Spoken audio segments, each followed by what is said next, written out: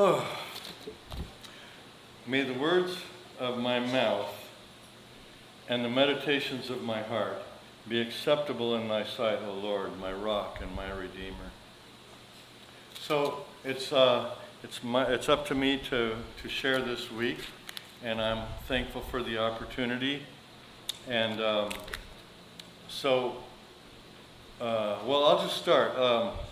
This week's parsha is called Nitzavim, and the way it starts out in Hebrew is Atem Nitzavim Hayom, which means y'all are standing here today, or y'all are standing today. And this portion follows what Keith read to us last week when he read the long passage of the curse.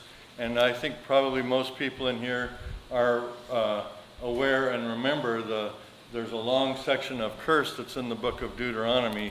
Cursed you will be when you come in, cursed you will be when you go out, and all that. If you don't remember to obey, your God. And like he said, a person may think that maybe one or two of those terrible things in that curse would be enough to make God's people stand up for what is right and not dabble anymore with all this evil stuff that God is warning about. But God knows. He knows that we're made the way we're made, and he says so many times in the Word. He knows that we were corrupted by the sin of Adam and Eve in the garden. So God goes on and on with the curse. And to pound it hard, to try to impress on humanity, and especially the children of Israel at the time, elucidating further and further that it is what will happen to the children of Israel if and when they continue to abandon him and cling to other gods. So our job is to stick with him and not stray. If they continue to reject his Torah. So, and it's a whole lot of bad stuff, and it all happened as well. All those curses in Deuteronomy, pretty much, you could go through them and every one of them happened. So, as we know, the way the Bible story goes, after they had come into the land and they established kings, and they went through the entire time of the kings, eventually Israel up north gets carried away to Assyria, and not too much later, eventually Judah down south gets carried away to Babylon, and leaves the land of Israel pretty much empty of Israelis, except for a few maybe. So these curses did come to pass. But what I would like to teach today, however, is that although these curses are still a powerful reminder to us as believers, they no longer actually apply to us because of our redemption in Yeshua. So the curses are there and they're important to recognize, but we are not literally cursed anymore because of Yeshua, and I will show you that.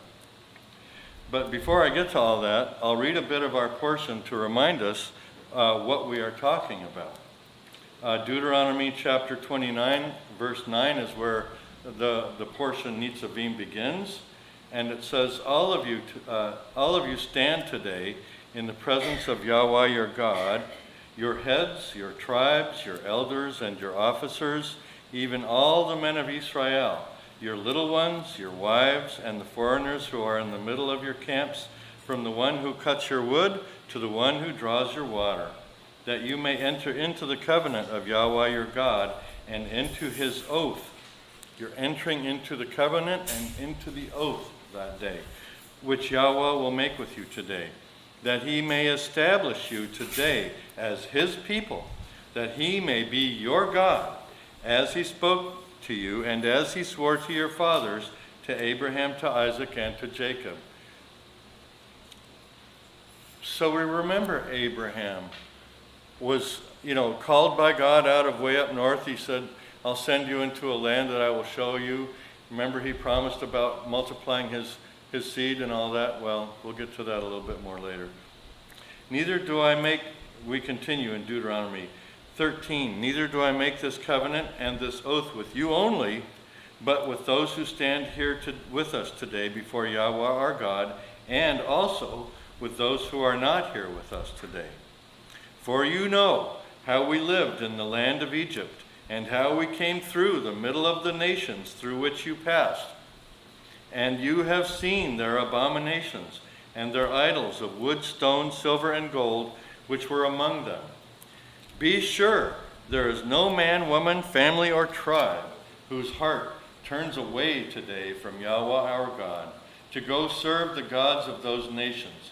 Be sure there is no root among you bearing poisonous fruit and wormwood. Verse 18, it shall be when he hears the words of this curse that he bless himself in his heart, saying, I will have shalom, though I walk in the stubbornness of my heart, in order to destroy the moist with the dry. That must be a phrase that they used to use, which I don't really understand, but we understand what he's saying. People are always like this. They always want to think that they can do their own way, and it's okay, and they're not doing anything wrong. This is the nature of mankind. But God is warning against this. He says, don't do that. You got to do according to what I say, not just according to what you think. But he says, Yahweh will not pardon him if he's going on like that. But then the anger of Yahweh and his jealousy will smoke against that man.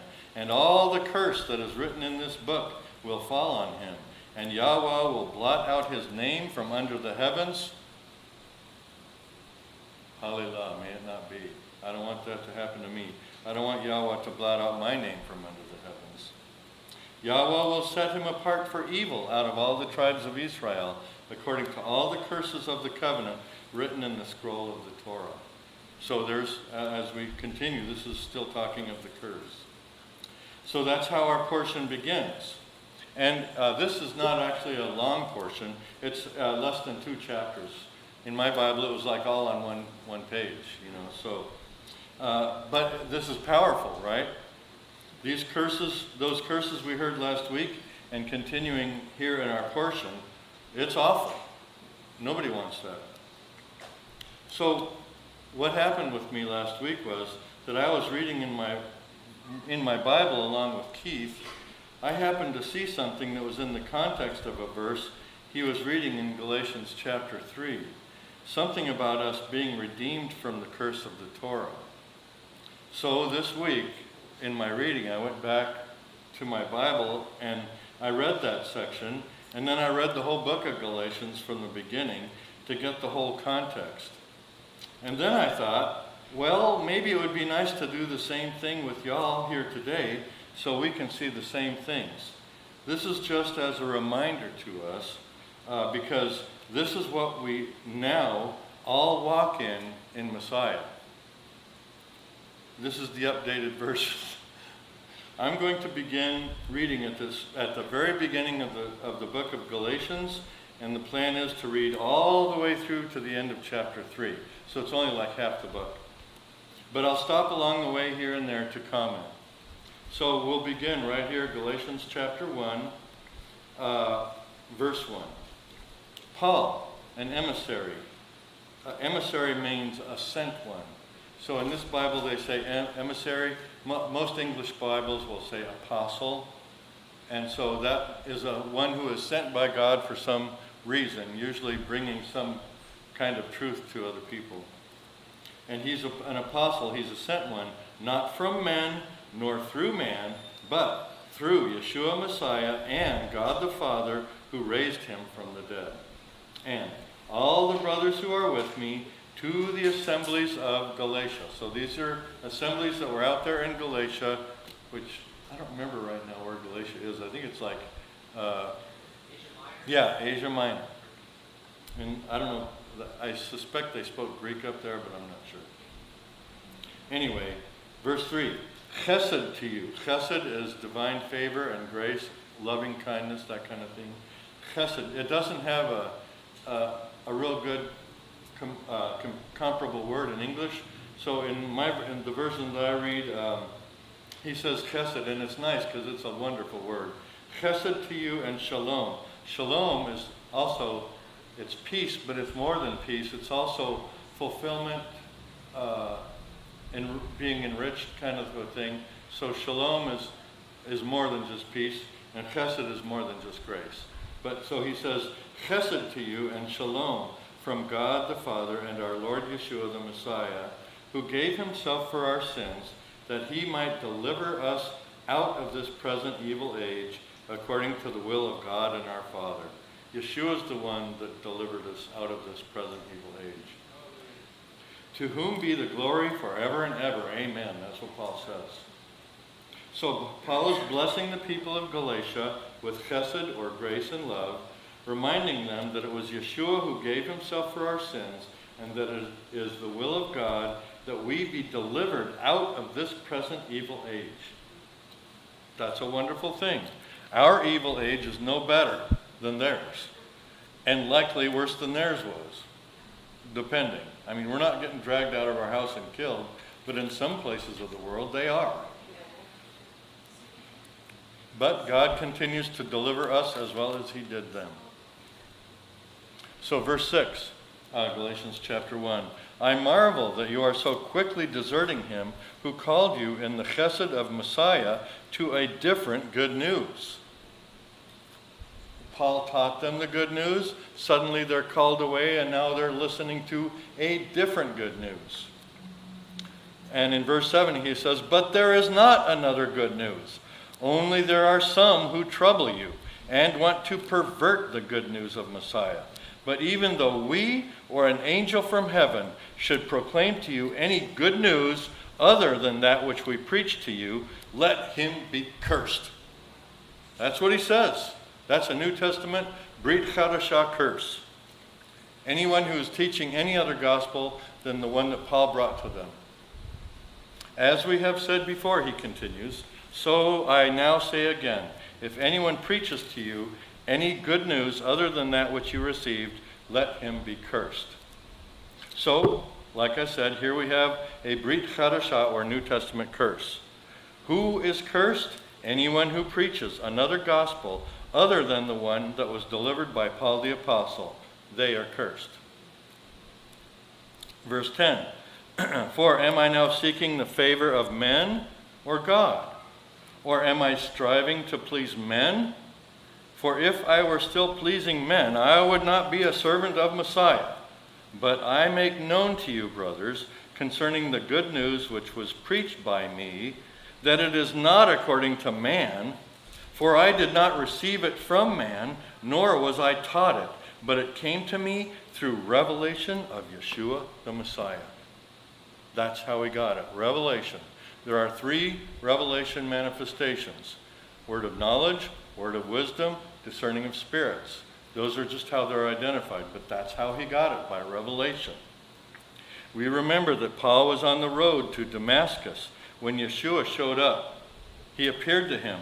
Paul is saying that he did not make this doctrine up, but it was given to him by revelation of or from Yeshua.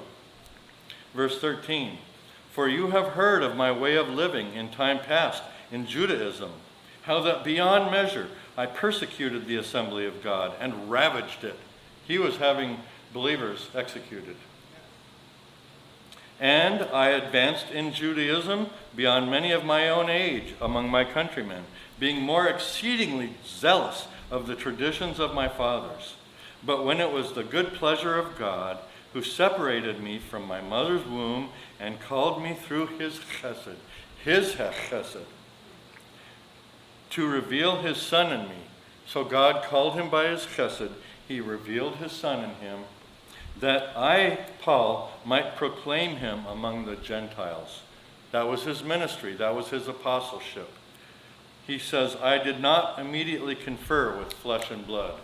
In other words, he didn't go to people and say, okay, what's going on? So right now I'm going to stop and I'm going to go to the book of Acts, and we're going to read the actual account of when it happened with Paul out of the book of Acts, when this thing happened. By the way, in Galatians, my translation calls him Paul, but in Acts his name is translated Saul, so it's a little weird, but that's the way it is. Same guy. Acts chapter 9. and starting in verse 1. Now, Saul, still breathing threats and slaughter against the disciples of the Lord, went to the Kohen Gadol. The Kohen Gadol is the high priest. And he asked for letters from him to the synagogues of Damascus. That's where he was going. That if he found any who were of the way, in other words, the way of Messiah Yeshua, whether men or women, he might bring them bound to Jerusalem, tie them up and bring them down. And as he traveled, he got close to Damascus, and suddenly a light from heaven shone around him. Then he fell on the ground, and he heard a voice saying to him, Saul, Saul, why do you persecute me? And he said, Who are you, Lord? And the Lord said, I am Yeshua, whom you are persecuting. Wow. Verse 6, But rise up and enter into the city. Then you will be told what you must do. Verse 7, And the men who traveled with him stood speechless, hearing the sound, but seeing no one. And Saul arose from the ground, and when his eyes were opened, he saw no one. And they led him by the hand and brought him into Damascus. He's blind. He was without sight for 3 days and neither ate nor drank. 3 days. No eating, no drinking. Can't see anything. I mean, he is freaked out, I would imagine. Because this doesn't look like it's just going to end, you know. You're going 3 days without sight, and he's definitely shook. He's not eating or drinking. Verse 10. Now there was a certain disciple at Damascus named Ananias. And the Lord said to him in a vision, Ananias! And he said, Behold, it is me. Actually, this is another one of the Hineni's in the Bible. Behold me. I believe, one of them I think is Moshe at the burning bush, Hineni. One of them is Samuel. And there's others. Hineni, God calls, and you say, Behold, here I am. What do you want? You know, I will be your servant. That's the Hineni thing. So Ananias says, Behold, it is me, Lord.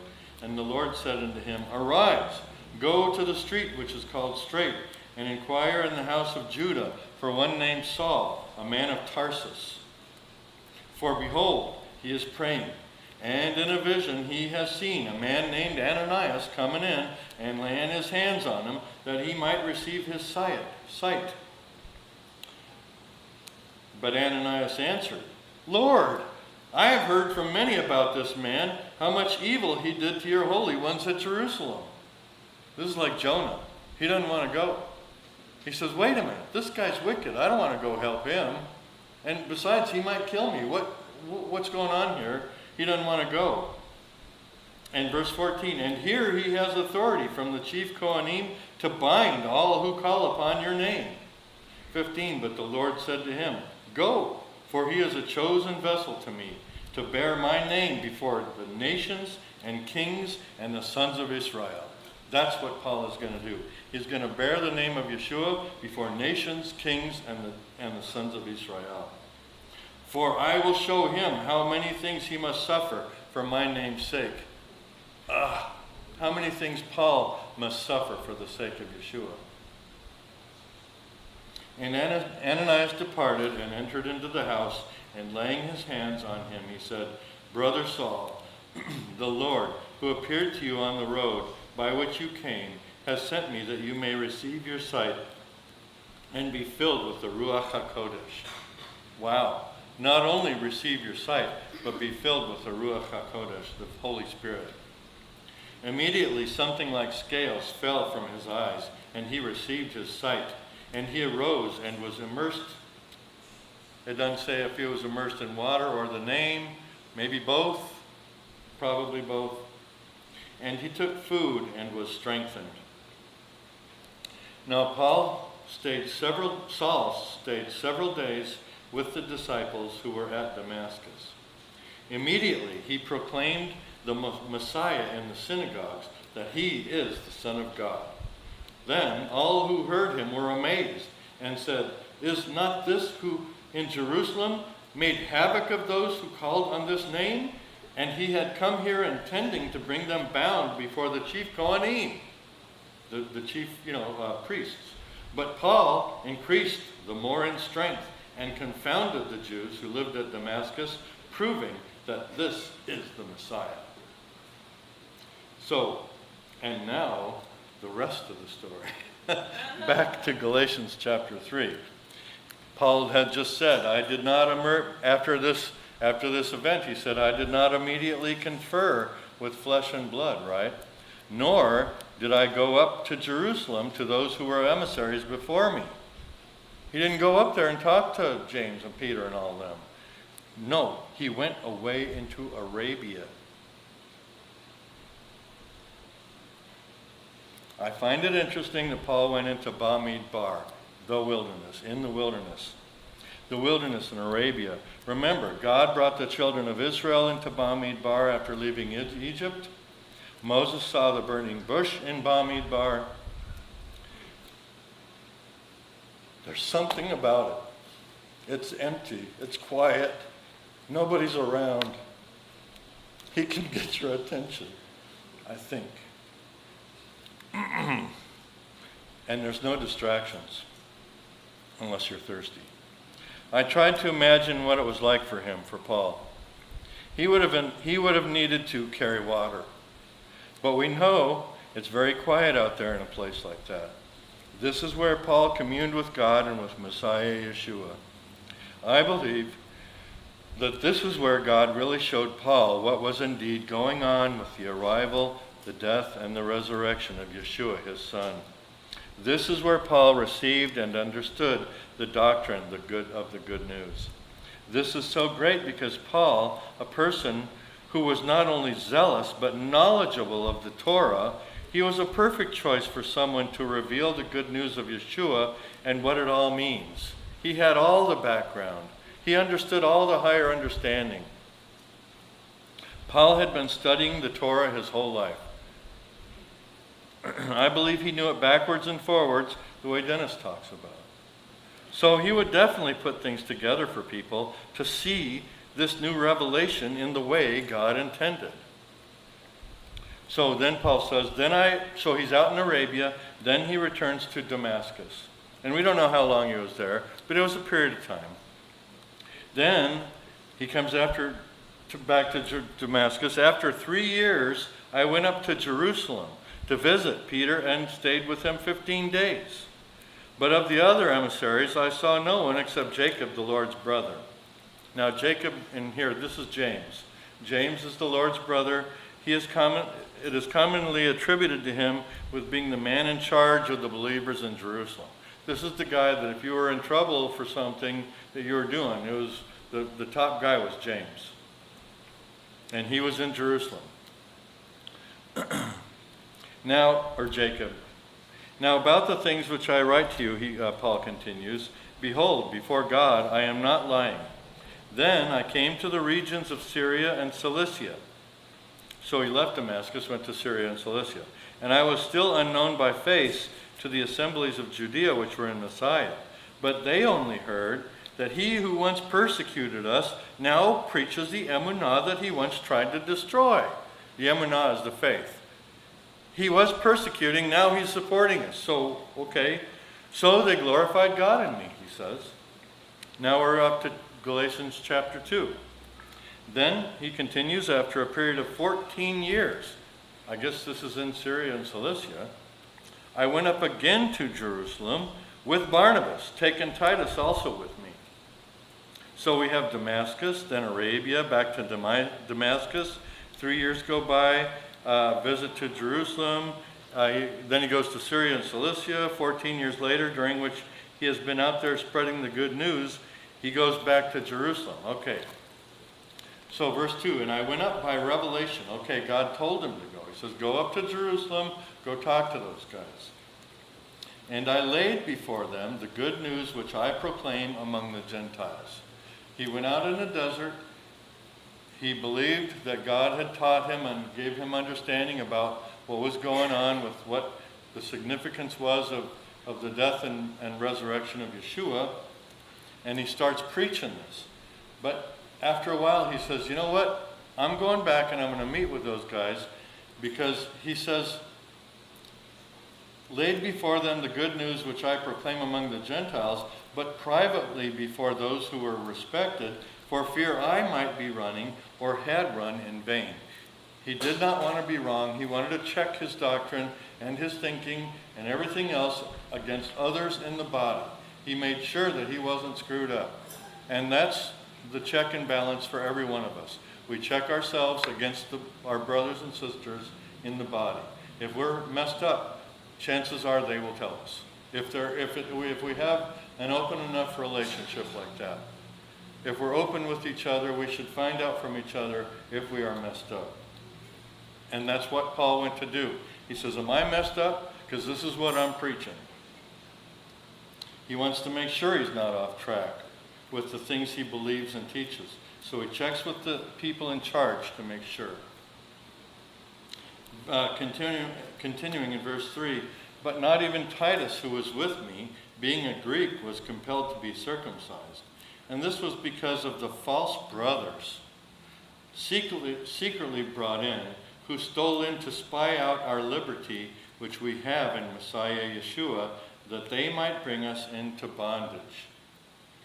So this is where we begin to see the point of what Paul's talking about here, what this is all about. It's liberty versus being brought into bondage, and that's what was happening. These false believers were being brought in to try to bring people into bondage out of the liberty that they were already walking in. And then verse 5, chapter 2, to whom we gave no place in the way of subjection, not for an hour, that the truth of the good news might continue with you. But from those who were reputed to be important, whatever they were makes no difference to me. God does not show partiality to man. They, I say, who were respected, imparted nothing to me.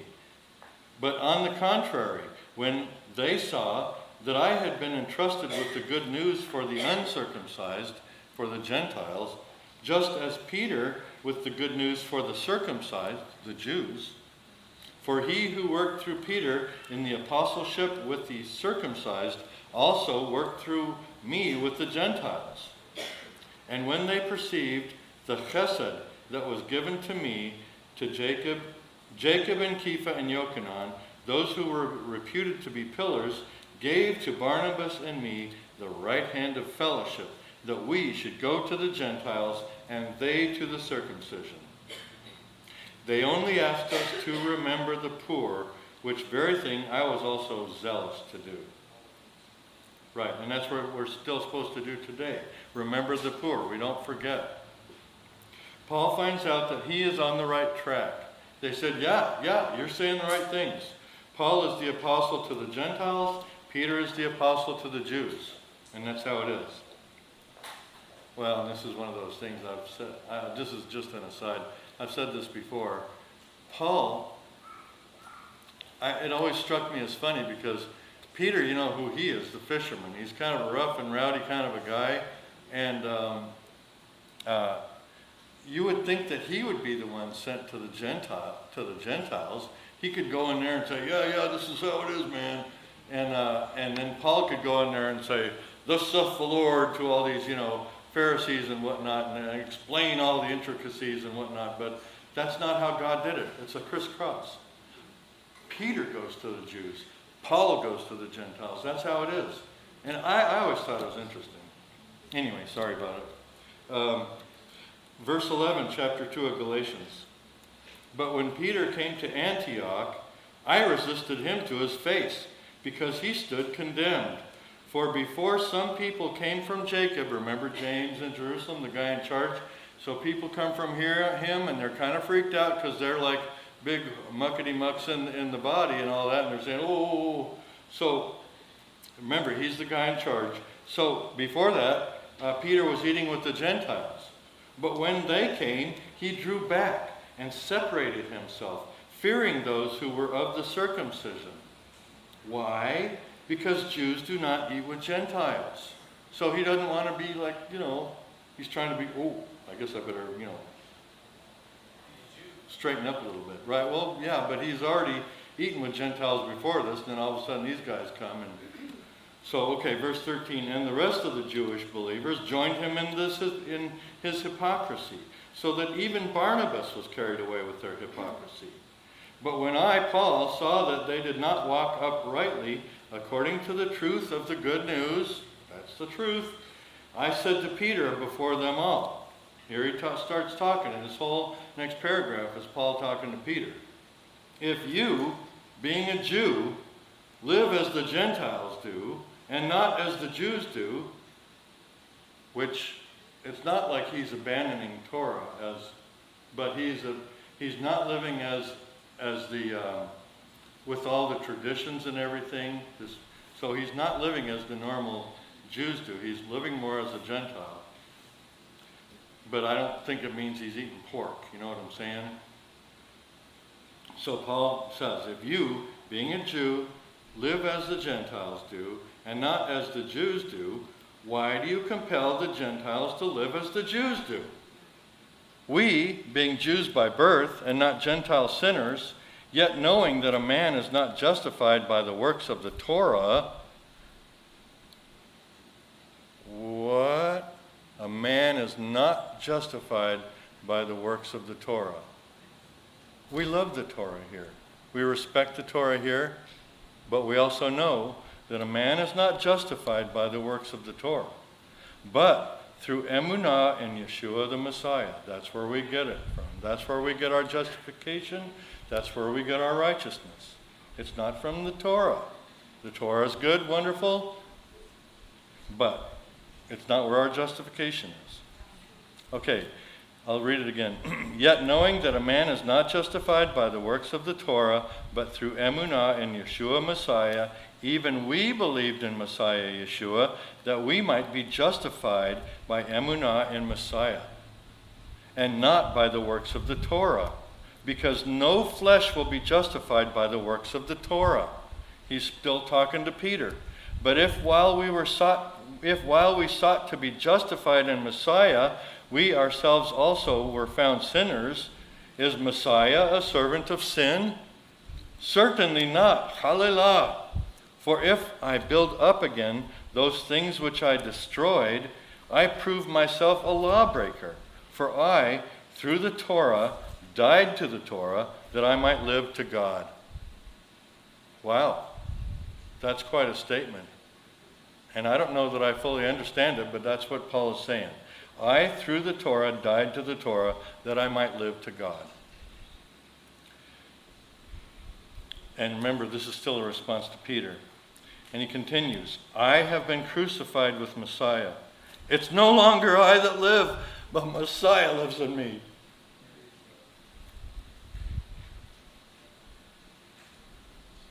And the life which I now live in the flesh, I live by emunah or faith in the Son of God, who loved me and gave himself up for me. That's how we live. We live in Messiah. I do not reject the chesed of God, for if righteousness is through the Torah, then Messiah died for nothing. There's no point in that. He could have just done everything with just the Torah, but that's not what it was. God had to send his only Son, his only begotten Son, to die for the world. These are revolutionary words. If righteousness is through the Torah, then Messiah died for nothing. We do not make our own righteousness, nor do we add to it. It all comes to us as a gift from Messiah Yeshua. Note, however, that Paul is not saying here that the Torah is no good or doesn't matter. That's not what he just said. He never says that. That's not the point. The point is, where do we get our righteousness from? Where do we get our justification before God? Not from the Torah, it's from Yeshua. Now is where, chapter 3, he says, you foolish Galatians. Yeah, right in their face he says this. You foolish Galatians, who has bewitched you not to obey the truth, before whose eyes Yeshua Messiah was openly portrayed among you as crucified? I just want to learn this from you. Did you receive the Ruach, the Spirit, from the works of the Torah, or by the hearing of emunah, faith? Well, we certainly didn't get the Spirit by the hearing of Torah. We got it from faith in Messiah. And it's the same with us too. Same as with them. He says again, are you so foolish? After beginning with the Ruach, are you now going to be made complete by the flesh?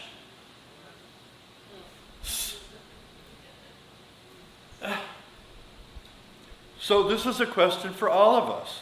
After beginning with the Ruach, or Spirit, are we now going to improve on that? Are we going to impress God with the things we accomplish in the flesh? No, of course not. We have the righteousness of God by faith in Messiah Yeshua. We cannot improve on that. All we have to do is to submit to him and continue to obey. He's called us to righteousness, right? We are called to righteous and works and to good deeds. Yes. It's not saying that we don't do righteous and we don't live in righteousness. But that's not where our righteousness comes from. We are bought and paid for. You are not your own. You've been bought. All we have to do is submit to him and continue to obey. That's what we do. God is the one who gives the increase.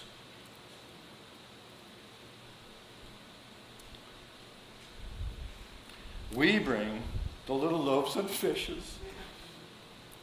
He's the one who multiplies them to feed the 5,000. It's not me, it's him. And that's the kind of stuff we're supposed to be walking in. We just listen the best we can. We walk with him. We do what we're supposed to do. Simple little things that we understand. It's not beyond us to do it. We walk in the righteousness the best we know how. We love him.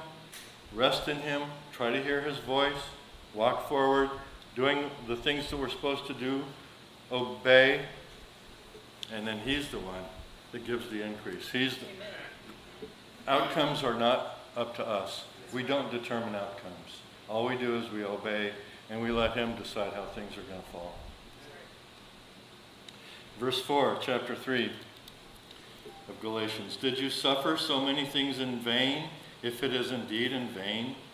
Therefore, he who supplies the Ruach to you and does miracles among you, does he do it by the works of the Torah or by the hearing of emunah, faith?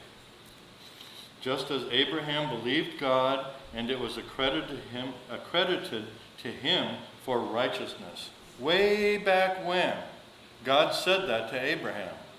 God believed Abraham, and Abraham believed God, and God said to him, you are righteous because you have believed. And it's the same way with us. We believe God, and God gives us righteousness by way of Messiah Yeshua. Verse 7, know therefore that those who are of emunah are children of Abraham. And the scripture, foreseeing that God would justify the Gentiles by emunah, preached the good news beforehand to Abraham, saying, in you all the nations will be blessed. Before there was ever a Torah. This is a blessing upon all this, and remember the look up towards heaven, see the stars of the sky? So shall your seed be, he says. Verse 9, so then those who are of emunah are blessed with the faithful Abraham. For as many of us as are of the works of the Torah are under a curse. If that's all we're trying to do, all we do is do the Torah, it says we're under a curse. For it is written, cursed is everyone who does not continue in all things that are written in the scroll of the Torah to do them. Now, that no man is justified by the Torah before God is evident. For the righteous shall live by emunah. That's what it says in Habakkuk chapter 2. But, verse 12, the Torah is not of emunah. Rather, the man who does them will live by them. That's what the Torah is. Messiah redeemed us from the curse of the Torah, becoming a curse for us.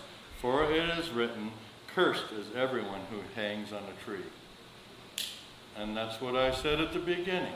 He redeemed us from the curse of the Torah. We're no longer under the curse of the Torah. We love the Torah. We understand the Torah, the value of the Torah. We still, around here we don't eat pork. We don't, we obey. We do the Moedim. Yom Teruah is coming. We got Yom Kippur and all that. So it's not like it goes away. It's not like it's of no importance. But we're living in Messiah. That's what he's trying to say. So there it is. We are redeemed from the curse of the Torah, which we read last week and today. Those curses no longer apply to us. Why? Because we live by faith. Faith in the Son of God who loved us and died for us. As I mentioned earlier, every curse is not necessarily removed, but the curse of the Torah is removed. If we teach another gospel, then the one that Paul brought, Paul has just said, let that person be cursed. So there's still curses, and that remains true even today. Yeah, so I was just saying that there was a New Testament curse that Paul just had talked about if you preach another gospel.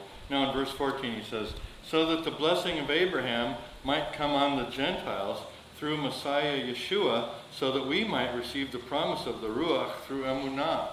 So in the Tanakh and in the Torah, there are clues that the Gentiles are going to be blessed at some point. But it doesn't really go into a whole lot of, explanation about that. It might have a little mention here and there, but not really a big thing. But that's because it was the glory that Yeshua accomplished was hidden. It was hidden before the foundations of the world, and there were certain things that were known. We knew that he was coming. God told Adam and Eve in the garden, yeah, your seed is going to crush his head, and his seed is going to bite you on the heel, kind of a deal. So we knew Messiah was coming, but we didn't really know all the fullness of what that was going to be.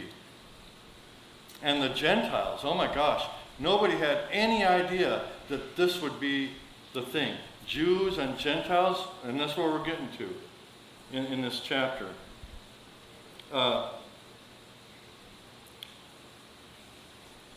What Paul is getting at is that the blessing of Abraham seems to almost jump right over the Torah and land on us who live in faith in Yeshua. That's kind of what it is.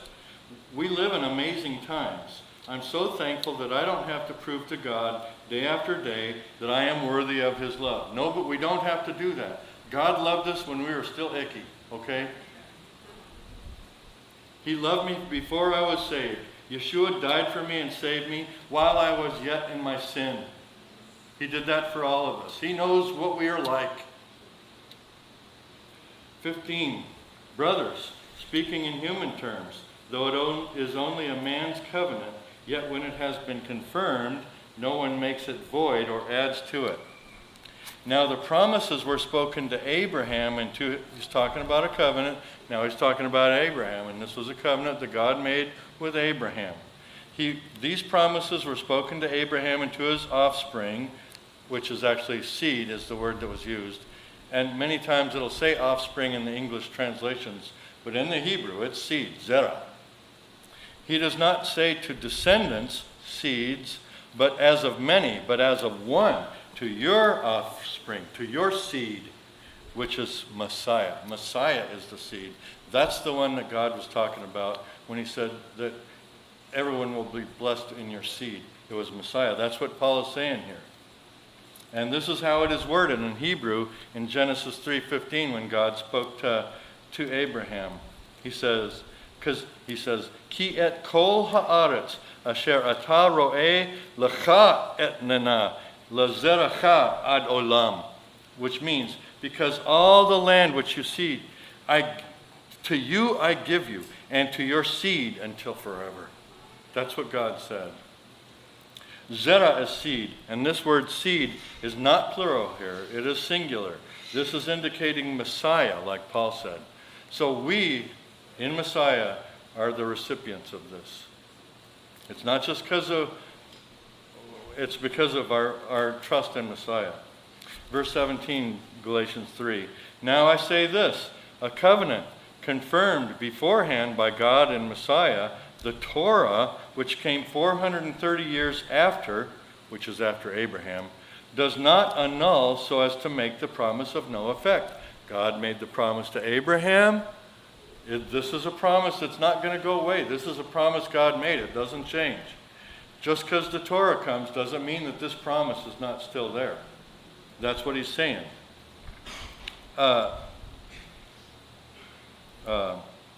You have the promise, then the Torah. The Torah does not annul the promise. Verse 18, for if the inheritance is of the Torah, if that's how we get to God, if that's how we get the inheritance, if that's how we get everything from God, if it's from the Torah, it's no more of promise. The promise might not even need to be there, he says. If it was by the Torah, it's no more of promise, but God has granted it to Abraham by promise.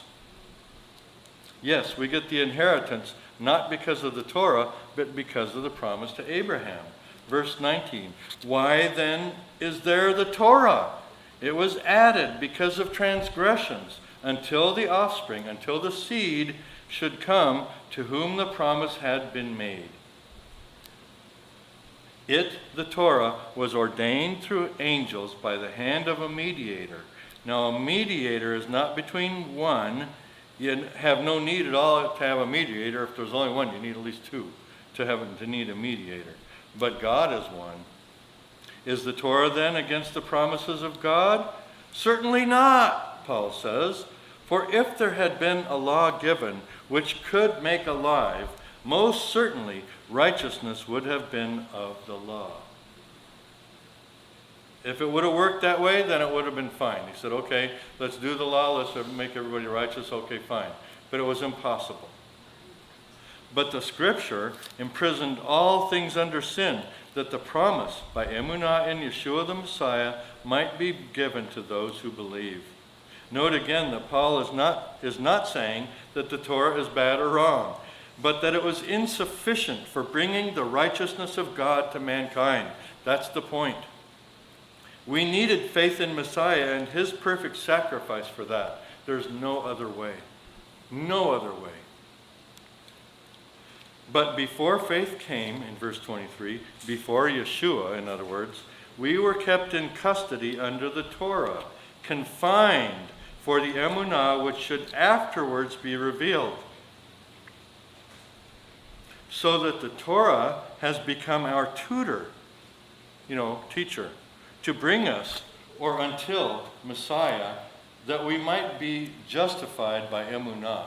So the Torah is kind of like, in bowling you have the gutters on the end, and if you fall off, you're kind of lost. Well, and then after a while they put up those bars to keep your ball on there. Well, that's the Torah. It's keeping you on track so you don't go off track. You understand what's right and wrong, and you say, okay, well, I'm trying to stay, Well, that's the Torah. The Torah has become our tutor to bring us until Messiah, that we might be justified by emunah. But now that emunah has come, we are no longer under a tutor. It doesn't mean that the law has gone away.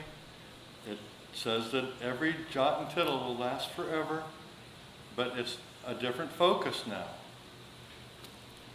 For you are all children of God through emunah in Messiah Yeshua. For as many of you as were immersed into Messiah have put on Messiah. There is neither Jew nor Greek. When we're in Messiah, it doesn't matter. Jew, Greek, whatever. We're in Messiah. It doesn't matter if we're Jew or Greek. There is neither slave nor free man. Doesn't matter. If we're in Messiah, it doesn't matter if you're a slave or free man. You're all in Messiah. There is neither male nor female. It doesn't matter. If we're in Messiah, are you male, female, whatever. We're all in the same body, brother and sister. For you are all one in Messiah Yeshua. All one. And if you are Messiah's, then you are Abraham's offspring and heirs according to promise. There it is. We are in him. We received the promise that God gave to Abraham. It goes all the way back to Abraham, 430 years before the law ever even came. It's a wonderful thing. So this is the wonderfulness in which we now all live. This is what my Bible says. I didn't write the book, This is something that when we understand it, it can cause real joy to blossom and bloom inside of us. The love that God had to send his Son to die for us. The love that Yeshua showed when he obeyed the Father and said, "My Father, if it's possible, let this cup pass away from me. Nevertheless, not what I will, but what you will." That's what he said. Unbelievable. Yeah. Amen to that. Okay. We who believe in Messiah Yeshua are no longer Jew and Gentile, slave or free, or even male and female. When we are in Messiah, we are all one in Messiah. Remember, from Ephesians, that's the end of the chapter, by the way. That's all I'm reading out of Galatians. And that was the end of chapter 3. There's still 3 more chapters, but we'll stop there. And in Ephesians, we'll remember this. But God, and I'm wrapping up. It's not too late. In Ephesians 2, verse 4, but God, being rich in mercy, for his great love with which he loved us, even when we were dead through our trespasses, made us alive together with Messiah. By chesed you have been saved. And raised us up with him and made us to sit with him in the heavenly places in Messiah Yeshua. Right now, spiritually, you are seated in the heavenlies with Messiah Yeshua. And that is the truth. And the more we raise up our mind and our believing to understand that, the better off we'll be. That is the truth. We are seated right now in the heavenlies in Messiah Yeshua. It's an awesome truth. Verse 7. That in the olam haba, in the world to come, he might show the exceeding riches of his chesed in goodness toward us in Messiah Yeshua. That's going to be something that's a job that's going to be accomplished in the world to come, that God is going to be showing the richness of his goodness towards us. He's going to say, yeah, let me show you some more.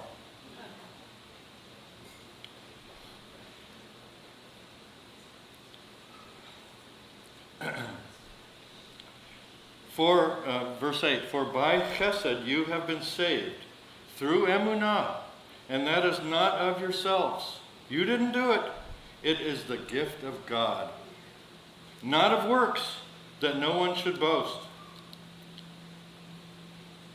For we are his workmanship. There's something created inside you. You didn't make it. God made it. It's perfection. We are his workmanship. He is working within us every day to try to show us the little things that we can do, the little loaves and fishes that we can bring. Every day. It's up to you. It's up to each one of us to just walk in his grace, walk in his goodness, do the right things, try to keep our listening open so we can understand what's going on, renew our mind according to the Bible that we've read. We are his workmanship, created in Messiah Yeshua for good works. That's what he made us for, good works. So let's walk in them, which God prepared before that we would walk in them. That's what it says. We didn't earn this thing, but now we walk in it. That's how it works. So this is now our job. Walk in righteousness, walk in his good works, walk in his workmanship that he has created within us in the Ruach. We would not know the difference between good and evil if it were not for the Torah. But it is not the Torah that saves us. It is Yeshua who saves us. Shabbat Shalom.